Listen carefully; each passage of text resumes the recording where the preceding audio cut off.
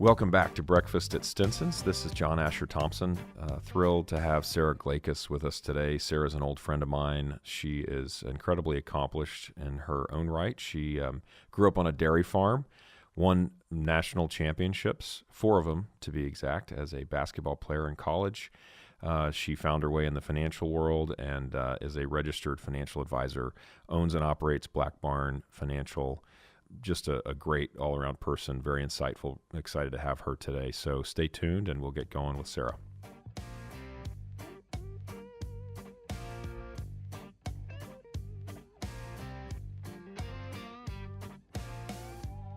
So welcome, Sara. Thank you. We have Sara Glakas with us today from Black Barn Financial. I've known Sara for years, and my son, Sara used to work with us, and my son, when he was 3 or 4, my son, who's now 6'1", 240 pounds, 230 pounds, Bo can correct me, used to crawl under your desk and keep his art collection there at your desk downtown at 4th and Brazos. That's right. We just drove by. So welcome. Thank you. Glad you're here. Yes, thank you. So I gave you a little bit of a rundown of what we're doing on a life well spent or a well spent life, however you prefer to say it. And Cicero and Benjamin Franklin loved it, but Cicero came up with the book, and but a lot of people over the years have kind of gotten into this idea of how we live our lives, why we do what we do, just little things like why do we, the decisions, what the decision-making process is, and then of course it kind of feeds into how do we define success. I've given this a lot of thought, and people from all different walks of life have been on, and musicians and business types and others. Yeah. And so anyway, really glad. I think you have a nice story to tell. Yeah, thank you. And a different perspective. So if you would you just introduce yourself and tell us a little bit about what you do and how you got there? Yeah. So I guess I'll do a reverse chronological order. Otherwise it turns into a whole thing. Okay. But I like whole things. Right. Whole things are good. I'll skip some parts going backwards. We don't spend the whole hour talking about me. Well, that's what we're going to do. Oh, I guess that's why I'm here. You're here for that reason. Okay. Good. So just take your time. Yeah. Sit back and just take you through. Sip your tea and start with the dairy farm. Yes. Okay. So I start hear at the beginning. Farm. All right. So I grew up on a dairy farm. Okay. Which, by the way, you're the only person that we've talked to who grew up on a dairy farm. I know. You got to tell us the difference between the cows. What do they look like? The black, the white, Okay. But anyway, I'm sorry. This is your show. Sure. You go. All right. So I grew up on a dairy farm in Marengo, Illinois, which is about an hour northwest of Chicago. So not Chicago, not the suburbs of Chicago, the country in northern Illinois. And when I was growing up, until I was about 4th grade, it was a dairy farm, right? So dairy farms are the black and white cows, usually Holsteins. I was going to see if you were Holsteins. Okay, good. Right. Did they have the bells? They didn't have bells. Okay. No, but they lived a happy life out in the pasture. And, the thing about a dairy farm is it's never-ending work. Farming in general, never-ending work, but dairy farming specifically. In particular. Never-ending work. You are, you get up at 5 or 6 to milk the cows. Did you get up at 5 or 6? I did not. Okay. No. But the evening chores, the evening milking of the cows, so it happens twice a day, my sisters and I and my cousins and I would often be working. Our job, I have 3 sisters, so my 2 little sisters and myself would be in charge of feeding the calves. And what did you feed calves? It was usually by the time they weaned from their mothers, it was like a milk substitute. Like you would shake up formula. Okay. And you would put it in a big bottle, 2-foot-long bottle, and you would feed the calves with a bottle until they got old enough to drink it out of a pail. So would you hold the calf? No. Okay. They were big. Yeah, big. They Yeah. were But large. did you put it? But you held the milk up to their mouth. Yeah. Okay. You would hold the bottle, and they Wow. would come up and drink the milk out of the bottle, and then they would eventually get old enough where they could drink it out of a pail. So you've had kids. It's kind of a similar. They learn how to eat in different ways. So that was our job, and also feeding the cows, and also cleaning the machinery. So those are the things we did. But I don't know how to drive a stick shift. I don't know how to drive a tractor.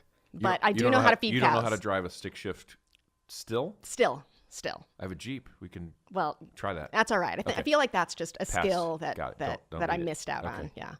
So you're not doing the tractors, but you know how to feed a calf. Right. Okay. I know how to feed a calf. Yeah. So growing up on a dairy farm, looking back, we have all these weird family traditions that stemmed from that dairy farm, right? We celebrate Christmas on Christmas Eve night because Christmas morning, my dad would never have been there.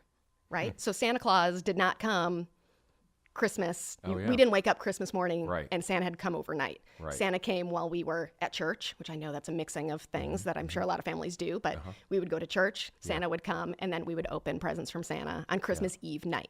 Because on Christmas morning, your dad's out working. Right. Because cows don't take the day off. Right, they don't. Yeah. So it's, Yeah. every day, twice a day. Yeah. Like very literally. You never miss Okay, a by the milking. way, did you see that one of my favorite books that I actually bought in the Chicago airport? I think it's Cows That Type or Cows That... Do you know what I'm talking about? No. Oh, shoot. Nope. I wish I'd brought it with me. Okay, Yeah, go me ahead. Me too. It's a whole debate. You got the farmer, the cow, and the bird. What's the bird? It's like the goose or the duck or something. Anyway, I'm going to show you this book. Okay. Yeah. It Okay, go sounds ahead. like I need to see this. Oh, yeah. this, Oh, you definitely do. Right, Okay. right. Yeah, go ahead. Yeah, so growing up on a dairy farm, it got, it was a lot of work, and my dad, his brothers had all little kids, so about fourth grade, when I was in fourth grade, which I think was 1988, they sold the dairy farm, or the dairy cows, so sold their herd, and since then it's been beef cattle and corn, soybeans, But wheat. they're still farmers. Yes, Wow. Etner Brothers is Well, we still could in go operation. down this road for Etner, which is your maiden Right, name. Okay, right, got yeah. it. So we could talk cows the whole time, but I am curious, Sure. why did they migrate from dairy to just beef? Why did they? It was just the workload and everyone having little kids. And, my sisters and I, we all played sports, right? So you would miss your kids' games. You would miss mornings with your kids. You'd miss evenings with your kids. And so they just decided to switch from dairy to beef cattle. Got it. So they just have to be fed. Okay, Someone by the has way, to feed them once a day. it's Click Clack Moo. I Oh, is highly it a children's book? yes. Oh, Oh no, my I gosh. don't have that one, but It's so funny. I mean, Perfect. You're gonna get it. You're gonna get it, and you're smiling now when you get this book, Click Clack Moo by Doreen Cronin. It is so funny. Anyway, they have a typewriter out in the barn, and anyway, so you got to see it. Okay, Perfect. I figured for sure you grew up on a dairy farm. You knew Click Clack Moo, and I even bought the book in Chicago. Oh, yeah. And now my kids are city kids, right? Okay, yeah, So- which is crazy. Yeah. I love that. Like, okay, so keep going. So I'm only at the farm. Oh, goodness. Okay. So to continue on, growing up on a farm, growing up in small town, Illinois, my parents work very hard, as farmers do. I have 3 sisters, so there's 4 of us. But growing up, we certainly got by financially, right? But we do not come from money. I mean, at all. Like there was never any money.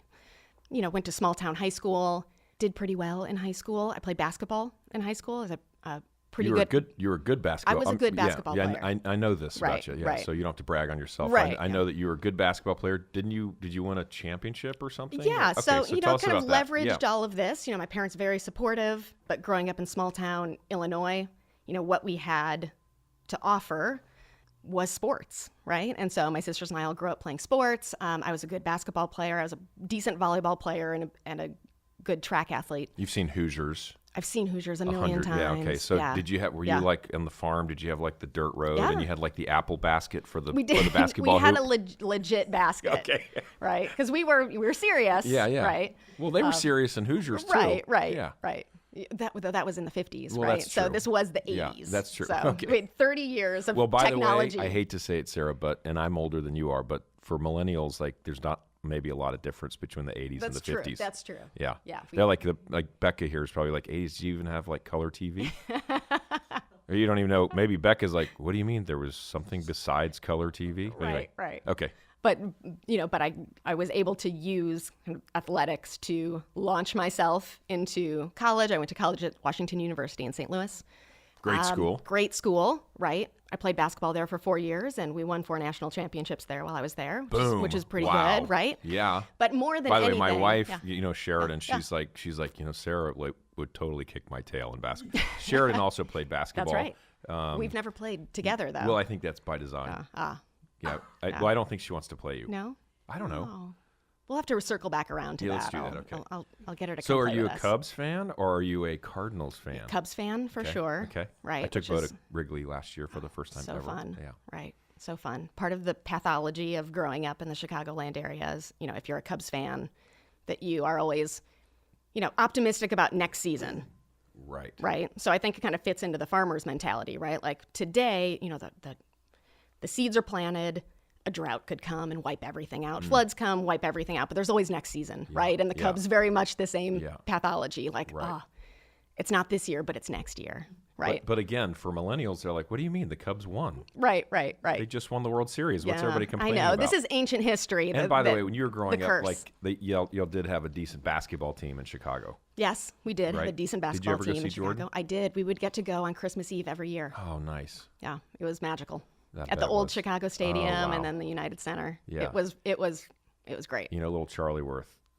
There's a book called Salt in My Shoes or something. It's a little kid's book about Jordan. Really? Oh, it's great. And he knows all about, they know Michael Jordan is the greatest basketball player to ever play. Yeah. Good. Yeah. Good. You're teaching them well. I'm trying. Yeah. Yeah. So WashU, one of the best decisions I ever made, going to WashU and playing basketball and rolling out of there with some student debt, but not too much. When I left WashU, while I was at WashU, I met a boy, as people, sometimes do at college. Sometimes. Yeah. And ended up in Austin. He played music, and I graduated with no real plans, kind of a tentative plan to go to law school. But we ended up in Austin, and I moved down here in 2001 and didn't really have any super solid plans. Why Austin? Is that where he was from? It's where he wanted to play music. He wanted to, okay. Yeah. So he's from the DC area. I'm from near Chicago. We were both in St. Louis, and then he moved here to play music. Cool. And I didn't have any other ideas. So I moved here to figure out what was next. Okay, well, Bo, who I use as a premise, which is for a lot of the conversations we've had, one of the things that kind of got me thinking about this, which I shared with you, was about this concert. And like, why are you going to go? He's like, well, I don't know. Yeah. So it's interesting. So how old were you in 01, if I can ask? I turned 22. So you're 22 and you're like, I don't know. Right. That's exactly Seems what reasonable. It was. It seemed like something, I think it was more, I tend to be pretty confident in my ability to figure things out, right? And that this wasn't even really a problem. If it worked out, great. If it didn't, then we would just figure something else out. Okay, the stakes were so low. Yeah. Okay. So let's talk about that just real quick, and then we'll continue with the narrative. But kind of going with the idea of decision-making process. So as a 22-year-old, were you a fly by the seat of your pants type person? Were you impulsive? Did you have a plan at that point in your life? Yeah, I would say that I am, and still to some extent am impulsive, but I'm not reckless, right? Like I spend a lot of time thinking about the upside and the downside of what I'm doing. Not always, right? Because, you go through this risk-taking phase, which I'm sure Bo is at the beginning of or the middle Hope of, not. right? Hope he's behind. Hope that's behind him, but okay, go ahead. You're testing your limits. Sure. You are experimenting with things. You're trying to figure out who you are. And you certainly, are trying to avoid those life-changing mistakes, right? Kind of doing all this in a safe place. You would hope, right? But you would hope. I don't know. Do people think, I don't know, Becca, do you think people think about, I'm going to avoid life-changing mistakes? I don't know. Maybe. You think so? Okay. Yeah. All right. So I would say, I think through the upside and the downside still of the decisions I make, but when I know something, I do it. And at 22, though? At 22, this was one of those. Okay. Where... But you weren't sitting there at 22 going like, I want to be doing this when I'm 27. No. Okay.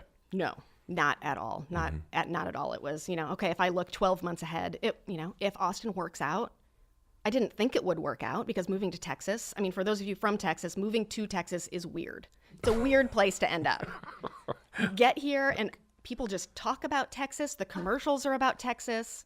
No one stops talking about being from Texas. And now how many years? So you moved here in 01, so 17 years ago? 17 Did you get one of those bumper stickers? Yeah, finally. Did you get one that says like, I'm not from here, but I got here as fast as I could? But I appreciate the sentiment, right? Like eventually kind of that folksyism, you internalize it. Yeah. You're like, oh yeah, this is awesome generally, right? Okay. But when you first move here, it's very strange. Okay. So we thought we'd stay for, I don't know, a year or two, and then I would go to law school, and then we would do whatever the cookie cutter thing to do was, right? And it didn't end up that way, So I had a vague idea of, okay, this is the plan. And maybe, if I was being honest, it was the plan I was telling my parents so that my parents wouldn't freak out that I had just moved to Austin to be with my boyfriend who played in a band Right. and waited tables. I can see that. Right? Yeah. Now You're that like- I have kids, you're I like, can wait a see. second. I know this sounds cliched, Right. but it's not. Right. Yeah. No, like I have and it you're under the control. oldest, so are you typical No, I'm firstborn? the middle. Oh, you're I'm the middle. Okay, I got have it. an older sister who's 7 years older than me. Interesting. Okay, so Yeah. I don't know if we'll have time to get into all that birth order stuff, yeah, but yeah, we talked about yeah. that a lot. But anyway, okay, go ahead. Yeah. So you moved to Austin. Yeah. May go to law school. Yeah. Don't have a long-term plan. No. Avoiding life-changing mistakes. Yeah. Really kind of trying to stay in those rails. Yep. Okay, what happens? Yeah. I Because mean, now you're a financial planner for Yeah. people, right? Which is pretty cool. yeah. So my first job out of college, which I got through a connection with Christian, my husband, his father's friends, son's love interest. Wow. Okay. Right. Knew a guy. I followed that, but Beck, I don't know. Could I repeat? I don't think we could repeat Yeah. that. Okay. It's on tape, so you can go back Yeah, if you okay, I'm need gonna to. play If you need to flow play chart it really it. slow. Okay. Right.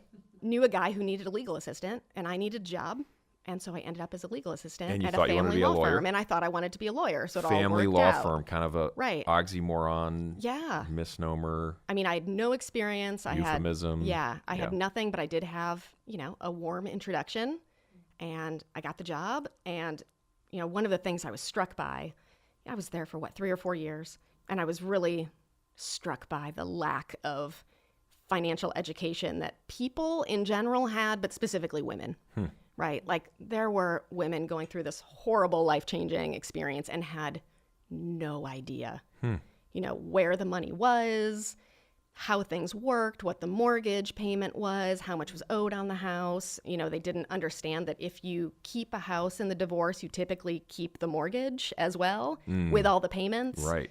And so, there were people just kind of making these kind of fast-moving, high-impact decisions without having the education to do that, without having the knowledge to do it. And that distressed me.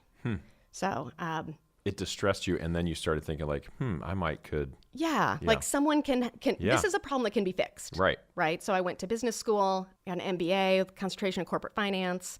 Though, like part of the way through it, I kind of went away from the personal finance track and met you and started working with you in like the Learned what high- EBITDA was. Right, Yeah. right. Like the high finance, Sure. like corporate institutional side, which was Everybody which loves was great. Sarah, by the way. Yeah, you could have had a huge career just doing that. Yeah. No, I mean, but I spent 4 years with you, basically not having any idea what we did. Yeah. Oh, don't say that. know. She knew exactly. For those of you listening, Sarah knew exactly what she was doing. I knew what we did, but as far as now that I am a business owner on my own and I have to explain to people what I do, which is give investment advice to individuals and families, which most people get, like you could say, okay, it's stocks, it's bonds, it's mutual funds, it's ETFs.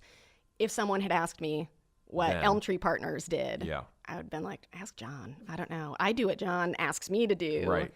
And then And I do that very well. That's what Right, you right. said. Yeah.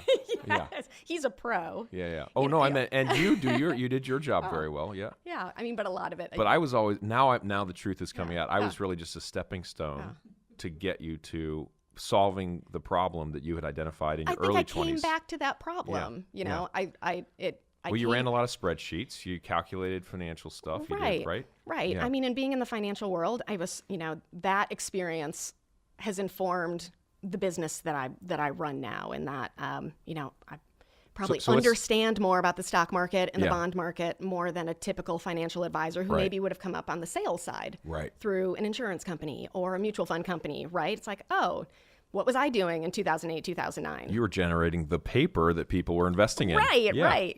Like we were doing a deal in Yeah. the bond market, Right. which is just not an experience other people have had. True. Yeah. But I really, came back to this idea that I like working with people. Being a financial advisor, there's certainly finance or certainly knowledge of the capital markets, but most people, I don't know, I think myself as like partially a therapist and a counselor. That reminds me, we have a good friend of mine on who's a wealth guy from Mm-hmm. Goldman, and his father has an amazing story. But he was a doctor. The dad was a doctor his whole life, and he planned to be a doctor. And he said he thinks actually one of the things that he loves best. He started as a deal maker, went to Wharton, deal maker, all this stuff in New York, and is now managing people's money. Been doing it for a long time, very successful. And he said, I kind of think of myself as a financial doctor. Yeah. And that's what he likes, the relationship aspect Yeah. of it. Kind of cool. Right. And this is just that type of career where, people are coming in, much like at the law firm when I was there, and, they have to tell you things about themselves that they don't tell anyone else, right? You're talking about people's finances, and there's shame, and there's fear, and there's excitement, and there's, all this potential that I think people eventually get around to recognizing. But, people, I think, view going to a financial advisor like going to the dentist, like a little bit of fear, you hope you get out of there without too much work needing to be done, right?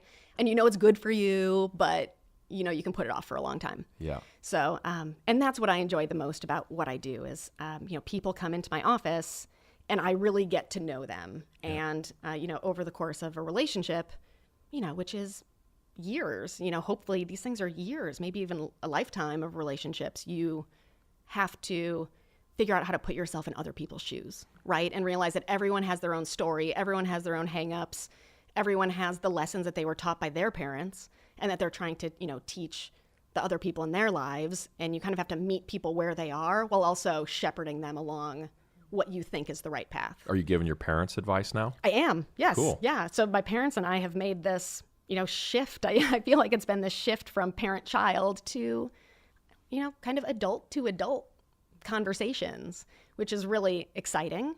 And, once you turn 39, I think it's fun having adult conversations with your parents. I'm assuming you have the same types of conversations with your parents, but I don't know if every relationship ever makes that pivot. Yeah. But I really enjoy that. I talked to my dad about the farm. He's getting to the point where they're going to sell the farm, right? He's 69, so he's looking at, okay, what happens when we don't have the farm anymore, and how does that all work out? And, how do you sell the land? How do you, how do you disentangle yourself from it? So we have some very interesting conversations, which I really appreciate and love that they trust me enough to have those conversations. I want to come back to this, but just the mechanics. So how did you go from doing deals with Elm Tree and doing all that to becoming a financial advisor? What's your title, by the way? What is it, financial advisor? Or? Yeah, okay. So Black Barn is a registered investment advisor. Okay, so what did you have to do to say it before you hung a shingle?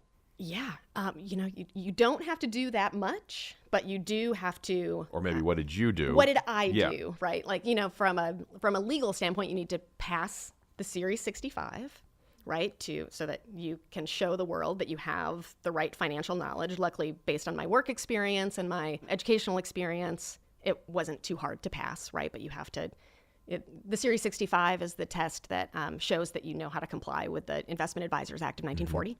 So you have to pass a Series 65. You have to get a bunch of compliance documents put in place. You have to hire a lawyer or a legal team to put together your policies and procedures and your advisory agreements. You have to find a custodian, which for someone, I started out from zero assets and zero clients, right? So you have to find a custodian, someone like Schwab and Fidelity are the largest ones, but there are smaller ones who will kind of take a flyer on a startup. And I found that through Scottrade, which has since then been acquired by TD Ameritrade. Scottrade was based in St. Louis. So when I was talking to their business development team, I basically relied on my WashU pedigree to get them to take me on, even though I had very few assets under management. And they told me where I needed to go. And I'm like, put together my business plan and basically put together a story about how I was going to get to where they needed me to be. And that was my business plan. And I hung out my shingle and I hired Envision Creative to do my logo. And a website. Yeah. And how'd you get your first client? A financial education website called Investing Answers. I was building out the educational content. And while I was at Investing Answers, I started two things. I started teaching a class on investing through UT's Informal Classes program, which I still teach to this day, called Investing for Beginners. And I started a group on Meetup, which then was a new website. I started a Meetup group called the Austin Women's Investing Group, where it was, it's still this. It's women getting together to talk about money and investing in an all-female environment. And so I had these two groups that I was running like as a side project, basically like two side projects. But my first client came from, she was the mother of a woman who was in the Austin Women's Investing Group. Nice. Yeah. And are your clients mostly women? Are they all women, or is it families, or how do you do you market your business to?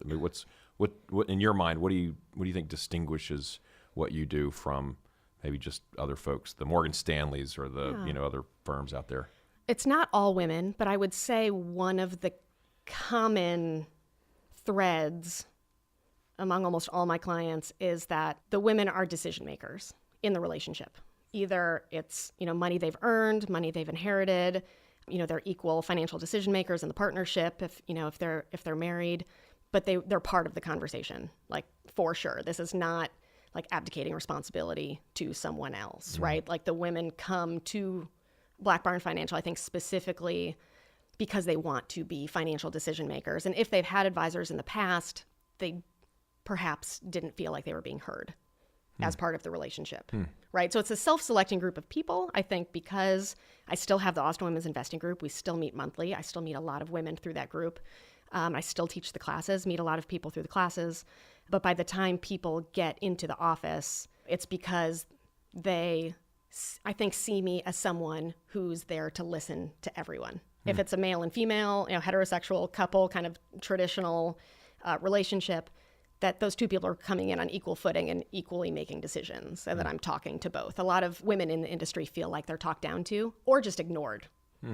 Either one, very bad, from a woman's perspective. Well, right? Yeah, I think, right, obviously. Yeah.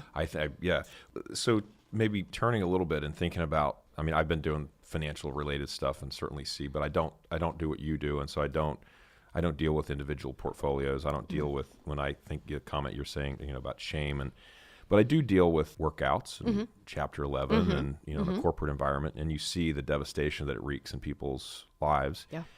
So talking about success in life, how do you think, given what you see in your business, how would you tie financial life with happiness and success? How do you think people, I know how I feel about it. Yeah. And we talk about it a lot. Certainly if things are going well, I feel better. Yeah. Right. Yeah. And things are going worse, there's more anxiety associated with it. So there's some really very simple observations that I can just take from my life. But what do you see on that front? Yeah, man, that's a really good question. I think when people feel the most comfortable and most in control, it's when they've really spent time thinking about the why of why they're making decisions. One of the exercises that we go through, that I'm sure all kind of wealth managers or financial advisors go through, is, what are you trying to achieve here? Like, what is the end goal? And a lot of times people don't think about that, which seems strange, but it's not at all. People just go through life, right, making decisions. Right. And sometimes it's, I thought this was the formula. I thought this was the right thing to do.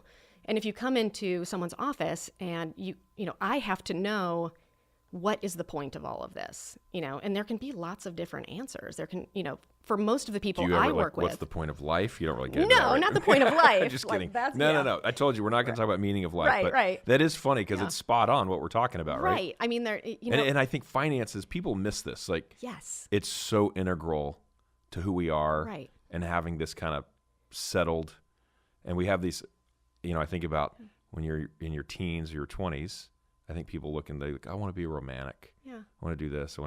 And people forget that, hey, time's going to come where your well-being at some level is going to be tied up with where you are financially. And that sounds really blunt, but I think there is it doesn't mean you have to be 100 millionaire or a millionaire, but there is, like, how you're going to pay your utility bill. Right.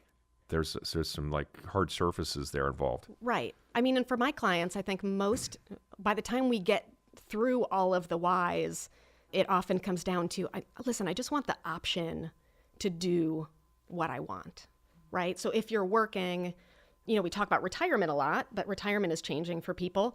Most people just want the option to retire or to change jobs, change careers, make a huge pivot, maybe take a sabbatical, the option to have the possibility of helping their kids pay for college, right? Like, that is as large for most people as retirement. And there's this idea like, okay, you need to pay for college. You need to have X million dollars in the bank in order to have this traditional retirement, which more and more people are not interested in. Going back to how people, make decisions, the decisions they make. What do you mean? Why when you say people are not interested in, what are they not interested in? They're not interested in working for 40 years, putting in the time, and then turning it off and pivoting at 65 to retirement, where they do nothing. Got it. Which I'm not interested in that either. I don't even understand it. Right. But it's funny you say that there's a shift there. Yeah. So what are they what do you see? I mean, it's again. Do people want to keep working? Yeah, I think people would like to keep working or have travel is always a big one. Spending time with kids when they're older is a big one. But over a long advisory relationship, these things can change too. And having the money there ends up being part of that. Like, you can change. Like, how people feel trapped when they don't have the financial wherewithal to make a change, to start your own business, or to, just, oh man, like, my boss is a real jerk and I just really need to just take a break and figure out what I want. If you don't have the money, you can't do that. And you're stuck in these situations. Family stuff all ties into that. So getting to the why of, like, what are we investing for ends up being really important, and a conversation that some people don't have with themselves. How have you changed? Or have you changed? From, and maybe how has what you're doing impacted how you've changed, right? So when you look at your life today versus how you were at 22, do you now build in plans for your life? Do you now think about, okay, what is my financial point? What is my, you don't have to tell me what they are, but how has it changed in light of what you do and what you see with other people? Yeah, it definitely has. Because I think I've adopted that idea too. If, I'm 39, right? If I've already had, 1, 2, 3, this is Are you really 39, or you're like always going to be 39? No, I really am 39. Okay. I wasn't going to ask. I was born in 1979. Yeah, okay. We believe you. I think I'm 10 years behind you. Is that right? Yes. Yeah. Man, she just outed me there. Because I remember being, I remember. Hey, and I look great too. You do. Thank you. You look exactly the same, but I remember your milestone birthdays because I worked for you. Kind of making all these career changes has only been possible because we set up our financial lives that way. Christian and I mindfully set it up that way so neither of us would ever be trapped someplace, right? And I can see that continuing, right? I have 2 little kids, 2 little girls, right? I can see, like, the different, 5 or 10 year periods of time, they're all going to be different. It's not going to be homogenous. So if you have the freedom to kind of make these changes as you need to make them, and life will happen, right? And you have no idea what that's going to look like. The financial piece fits into that. You can't have one piece without the other piece, right? Because you have to pay bills, right? And you have to pay for things. Yeah. Boone said the other day. He said, "I think everything should just cost $1." Yeah. Then, because there's so many things I want to do that. Why are they so expensive? Right. Yeah. Like drones. Right. the $1 drone store. Although I have to say, we were, Boone, he had $250. Yeah. It's like, I want to go buy a drone with my money. I want to use my money. It's like $70. It's like, I think it should be $1, but I got 70. So it's funny, all the kids are different, right? Yeah. So Boone is a saver already anyway. Kind of interesting. And so everybody, manages it differently. But yeah, you do have to pay for things. Yeah. So you mentioned your daughters.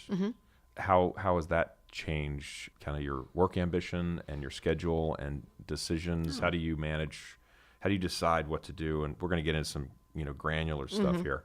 But how did that change? So you go from boyfriend, follow your musician boyfriend to Austin, to marry your boyfriend, to 2 kids, manage your own business, which is amazing and awesome. And then how do you manage your time? Do you carve out specific time during the day for them? Do you set rigid rules about, okay, this is when I'm going to see customers and or clients and no other time? How do you order your life that way? Yeah. Because I think, by the way, just so you know, I think one of the really interesting things, and especially talking to you, and it's great that I know you and so I can ask you these questions, but because there are lots of working women, there are lots of working moms, and the world is very different from what it was like even when I was growing up in the 80s, which is like the 50s, Becca, but it's not the 50s. How do you, talk about that? How do you manage? So I think, again, with being impulsive but not reckless, with building the business, I knew going into it that it would be a long ramp-up period, right, to the point where it's financially sustainable, the business itself. And that happened to coincide with when my kids were very young, right? When Sasha, who's 6 now, I started when she was a year old. So the timing was great because I needed some extra time with small children, not only with small children, but going through that transition on my own from not being a parent to being a parent. I'm sure many parents go through the same thing. For me, it was a little bit of I felt like a split personality. Like I was the same person, but I was a totally different person too. And so it took me a while to go through that transition. And I knew that the nature of the business I'm in, there is a 3-year ramp up period to when it kind of comes on full time. So that happened kind of organically. I decided very early on that I love my kids. I don't have family down here. And so I needed to create a village for them, and that it wasn't in my best interest or their best interest for me to be that full-time caregiver. So finding the teachers out there, and they've had so many wonderful teachers who are part of that village, right? And teach them all of these amazing things that I couldn't or wouldn't even think to teach them. So that, I mean, I've never felt the mom guilt because I know who I am and I know what my strengths are. And I think that they have learned so much from the places they have been that it all works out, right? But still, family is important. So, my girls are their most delightful in the morning. So I don't start seeing clients until 9:30. It gives us time to get up, to spend time with each other, to get girls to school.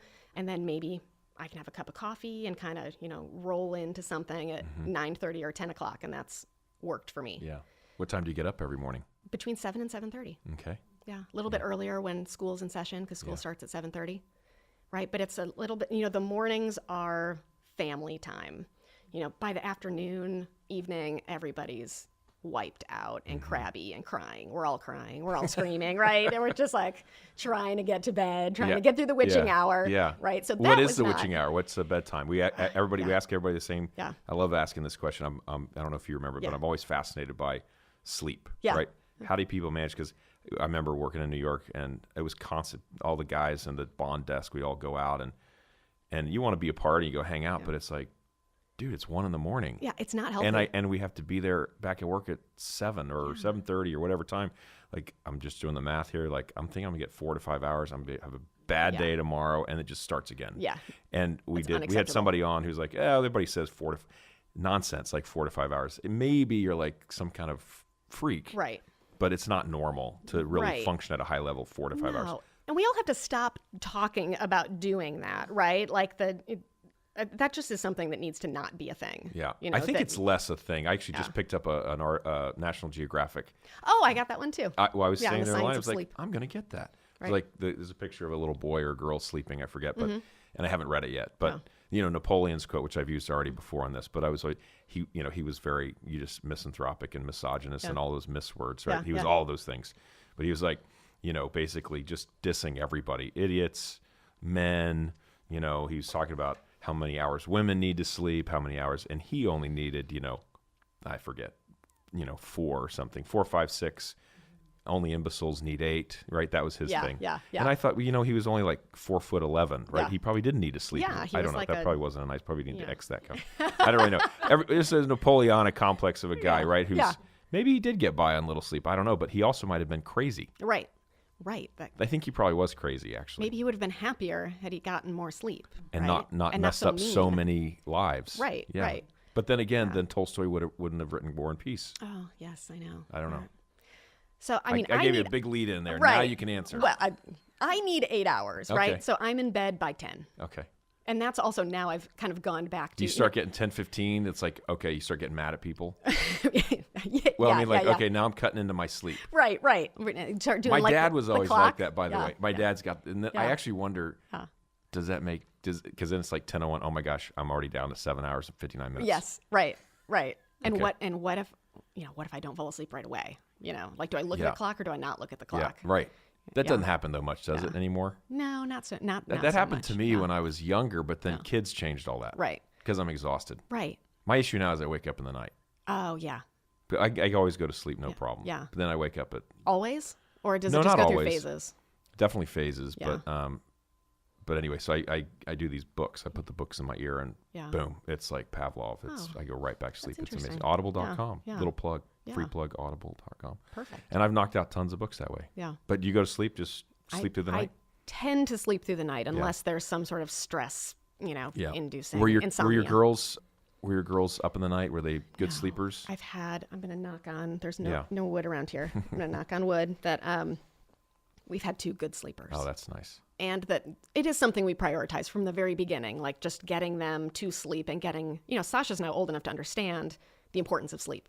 Like, okay, we usually say, like, if you don't get enough sleep, you go crazy. Oh. And so, just to terrify her. Then you show her pictures of crazy people. Right. Do you want to look like this, Sasha? Yeah. But it's like, it's getting them all, getting them to understand that this isn't a punishment. It's not, that it's, if you don't go to sleep, then I can't go to sleep. And I can't be my best mom, and you aren't going to be your best if we don't get enough sleep. Right. So sleep is pretty important in our house. Yeah. Oh, that's good. I mean, that's interesting. Right. I mean, but it means, like, for me, like, kind of going back to the business, like how to organize the day, I take long mornings. I get to work pretty late. The markets open at 8:30. They close at 3, or 8:30. They close at 3 here, Central Time. By 4 o'clock, I'm getting ready to go home. Yeah. I don't leave at 4, but I'm wrapping things up and pick the girls up. They have to be picked up by 6 at the latest. And I don't bring my computer home anymore. I don't work at night. I don't pull any of that kind of martyr stuff because it interferes with sleep. The blue waves or whatever it is, like, interfere with sleep, and they get me all wound up at the end of the day, and it just has ended up not being worth it. So I can see, and I know that probably has some impact on the growth rate of the business. Like, I'm cutting out hours that could theoretically be used for growing the business, but I don't want to do it, so I don't. So I accept a more reasonable growth rate in exchange for having sleep, having time with the kids, and having time for myself to read books, which I love and didn't do while I had small kids, right? You're like trying to jam everything into just a certain number of hours. Something has to give. So what are those things that have to give?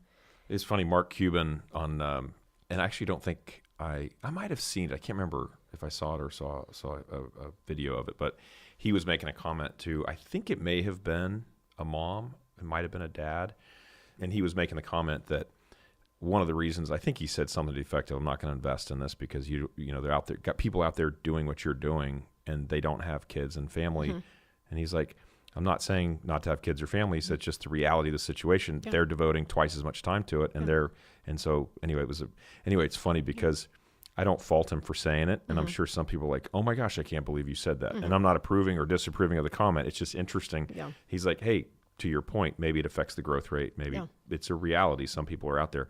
I guess I think the way we want it to be is you're like, well, yeah, but I'm living a better life, and I should get rewarded for that. And my business should grow, but I don't know. We'll see. I guess Einstein had that quote about I sleep 12 hours every day. Like, how do you do what you do? And he said, well, I get more done in the 12 hours that I'm awake than most people get done in the 20, 16 hours that they're busy. Right. Anyway. Do you know John Henry McDonald? He started Austin Asset Management. Oh, I don't know him, but yeah. You would know him if you saw him. He has a very distinct look. Okay. I'll look him up. He wears these bespoke suits and these glasses, and he's a really nice guy. But I asked him for coffee when I was first starting Black Barn Financial, and what he asked me is like, do you want this to be a lifestyle business, or do you want it to be like a scalable corporation? And I've kicked that back and forth, over the years. And right now it certainly is a lifestyle business in that, I don't have outside investors, right? So the only, whether or not the business scales up or ramps down, like wherever I am in life, I can do that. I control all the knobs. I'm not beholden to anyone else. Right. And again, that's been a mindful choice. I don't have the desire to work 20-hour days in order to compensate someone else who owns my business, right? Do you want to be doing this as a lifestyle? I mean, is this something that, to your earlier point, is this something you see yourself doing basically for the rest of your days? And Yeah, I do. I mean, because I think I'm good at it, and the business is growing, and it's growing at a pace that I think will be sustainable. If I'm in control of my day and I'm in control of the payroll and how many people work for us and kind of what that looks like, I can see myself doing it forever. I don't see myself going back and being beholden to other people. So. And okay, so you got on CNBC, right? Yeah, it's been a few years ago. Yeah. How did that happen? Yeah. Through the Awesome Women's Investing Group, the producer for the show. It was kind of one of those like right after the markets closed shows. Wanted retail investors on to talk about like how retail investors are investing, right? Because they have all the institutional people on over and over and over again. So they were looking for like individual, regular retail investing type people. So the producer reached out through the Awesome Women's Investing Group. Cool. Yeah. So if you look at your life over the next 10 years, 20 years, what are your, I mean, maybe contrasting, coming back to this idea of when you were 22 and not making reckless decisions, but do you look out and say, this is where I'd like to be in 10 years, or 20 years or 15 years? Do you look out like that for your business or for your family or where you want to live? Yeah. I mean, I kind of do, just in very broad strokes. Okay. So, and sometimes I'll write it down, right? Okay. In 5 years, I'll be this age, Christian will be this age, the girls will be this age, right? And that's kind of always where it starts. Like, this is what our family unit looks like. So how does everything else kind of fit in around that? But I would say, and just in being in this business, so many unexpected things come up that to me, like the true like long range planning is so abstract. You're just kind of trying to put the basic pieces into place so that when life happens, again, like you have these levers that you can pull, right? Like I can ramp it up, I can ramp it down. Like who knows how long we have on this earth, like how long we have with each other, like what events are going to come up that are going to just, you have to throw your plan in the trash can, right?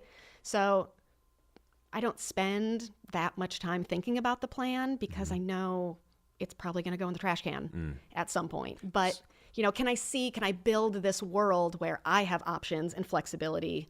If I have to sell the business, okay, like what does that look like? If, you know, something happens to me or Christian or the kids or my parents, right? You know, like what, you know, do I have the tools in place to do what I want to do to respond to that event? Like that really is what my whole life in business and a lot of the advice that I give people revolves around. Is like, don't box yourself in. You don't have to. There's so many places where you don't have to box yourself in. Right. And you can just be, you know, waiting to kind of respond in real time as things become known. Right. And that is kind of like therapy. Yeah, sounds like, it right? is. Right. I mean, it does. And it comes back to this idea of like financial planning. In many ways, it really is entwined with how our life is going to be, right? Absolutely. Like how much money do you spend? Break out your financial calculator and do like a future value calculation. And I go through that on my whiteboard with people, you know, just like present value, future value, payment, rate of return. What am I missing? Number of periods. We were spending so much money on coffee, I decided to open a coffee shop. Yeah, there you go. And then we joke that's like the most expensive free cup of coffee. That's right. That's right. But anyway, yeah. Okay, so leading into this success question, how do you define, I'll ask it maybe in two parts. How do you define success in your life? I mean, what is success to you? And to tie it back to which, you know, kind of the trajectory of life, how do you tie that back to how you maybe would have viewed success and how you would have defined it when you were a young person, 22? When I was young, I certainly looked for external validation much more than I look for it now. I mean, it was external validation, and it was this idea that to be successful, you're perfect, right? Perfection and success are, you know, equal, and perfection leads to success, right? So I think it's a very naive way of looking at success, right? But I'm not that way anymore, and it's certainly not something that I want to teach my kids, right? You know, like, you know, I only have 2 girls, right? So I've never raised boys, but I know, like, having been a girl at one point and having 2 girls, like, I really don't want to teach them that they have to be perfect. I don't want to teach them that they need external validation to feel good about themselves or feel fulfilled with the choices that they're making. Give me an example. What do you mean external validation? I mean, I think I can imagine what you mean. I mean, it always, like, it comes down to how you look, right? You know, like you look a certain way and that people tell you you're pretty. People tell you that, you know, you look beautiful and kind of all these things. It happens so early with girls, and it's so persistent that I'm hoping that, you know, we as parents are just kind of counteracting that. We always, you know, tell Sasha now, Judy's only 2, but Sasha's 6. So she hears that and she internalizes it like, okay, I want people to like me. So I want to look a certain way so that they like me, right? And she's making those connections already, and she's only 6. So it's hard to hear. Right. But if I can show her things, not just telling her things, then hopefully it's in there somewhere in her little 6-year-old brain, and hopefully it'll continue to be there her whole life, where she is so smart and so funny. But in society, it's just easy to be like, oh, you look so pretty today.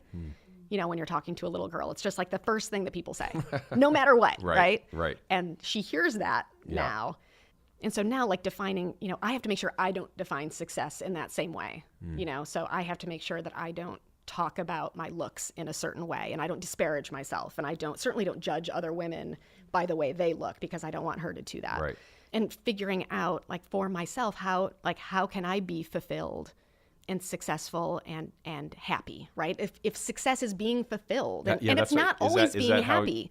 So talk about that. So how do you define it? Yeah. What's the goal here? I mean, far as just, if you're telling your daughters what is a successful life in your opinion, and for them, and they'll find it for themselves how they're going to define it, right? But as a mom, for me, it's been figuring out again how to make myself fulfilled.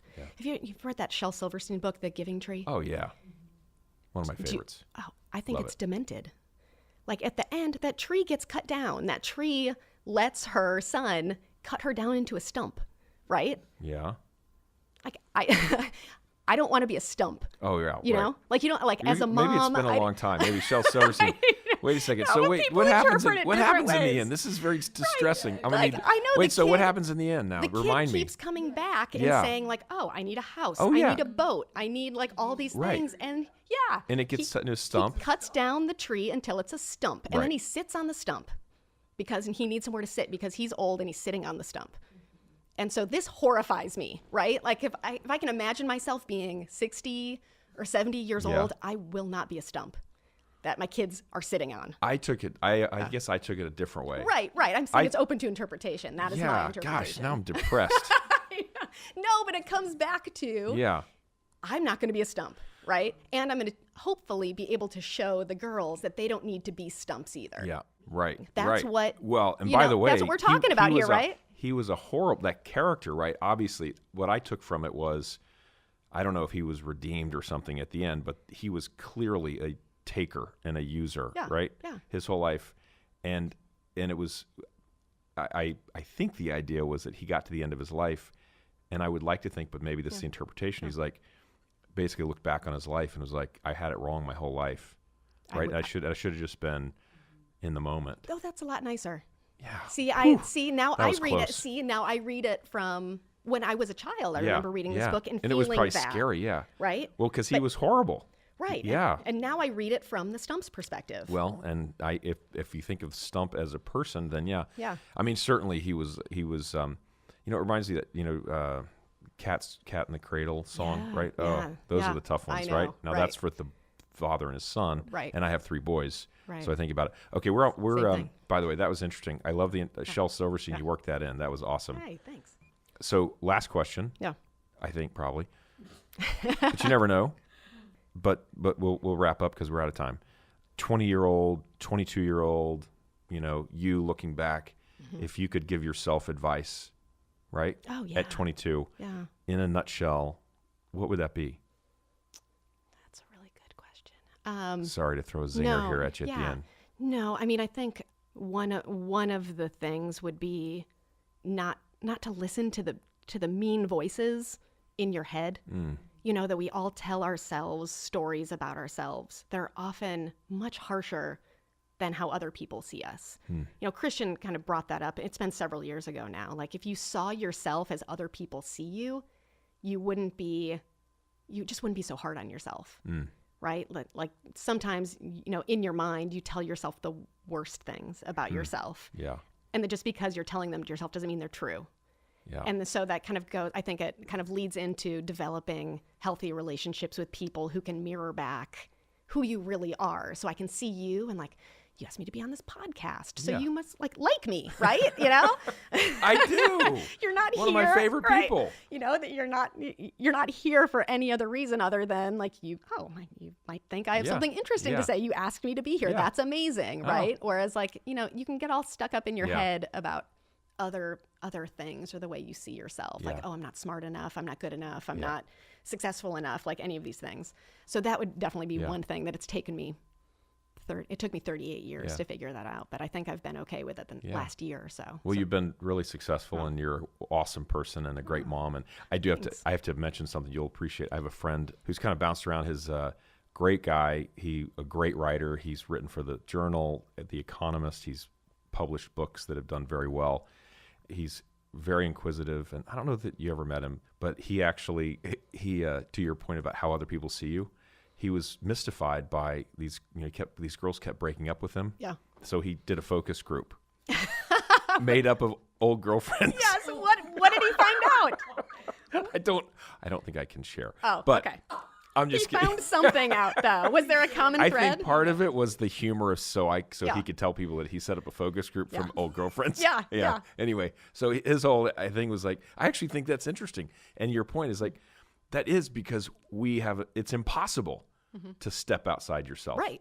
Right. But if we could, I think about it all the time.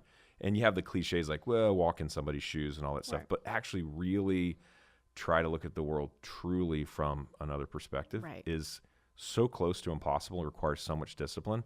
But yeah, that goes for like how you are perceived. I think it's a fascinating thing for another podcast, but I love the idea. You're awesome. Thanks for coming. Hey, thanks for Loved having having me. you. Yeah. This was Tell fun. everybody hello. I will. You Okay. too. All right. Bye. All right. Bye.